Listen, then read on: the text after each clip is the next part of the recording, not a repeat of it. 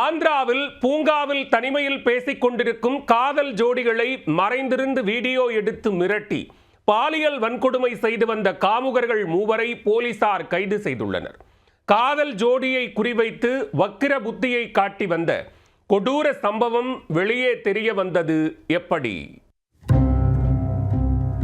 ஆந்திர மாநிலம் சித்தூரில் உள்ள நகர்வனம் பூங்காவில் சம்பவத்தன்று ஒரு காதல் ஜோடி அங்குள்ள மறைவான இடத்தில் அமர்ந்து பேசிக் கொண்டிருந்தனர்.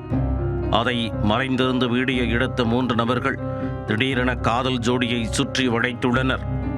செல்போனில் எடுத்த வீடியோவை காட்டி காதல் ஜோடியை மிரட்டியவர்கள் பணம் கொடுத்தால் வீடியோவை டெலீட் செய்கிறோம், இல்லையென்றால் நெட்டில் அப்லோடு செய்து விடுவோம் என மிரட்டியுள்ளனர்.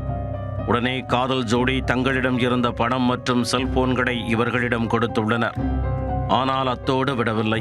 பெண்ணின் காதலனை சரமாரியாக தாக்கி காயப்படுத்தியவர்கள் அப்பெண்ணை கூட்டு பாலியல் வன்கொடுமை செய்து சித்திரவதைக்கு உள்ளாக்கியுள்ளனர்.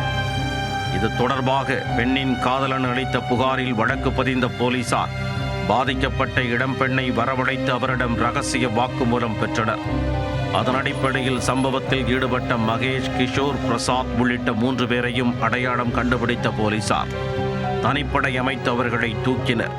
பூங்காவில் தனிமையில் பேசிக் கொண்டிருக்கும் காதல் ஜோடியை மறைந்திருந்து வீடியோ எடுத்து மிரட்டி பாலியல் அத்துமீறலில் தொடர்ந்து இவர்கள் அதை செய்து வந்தனர்.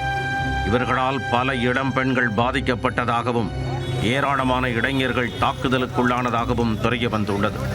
இதையடுத்து பிடிபட்ட மகேஷ், கிஷோர், பிரசாத் உள்ளிட்ட 3 கைகளுக்கு விலங்கிட்டு பொதுமக்கள் பார்க்கும் வகையில் ஊர்வலமாக அடித்து இழுத்துச் சென்றனர்.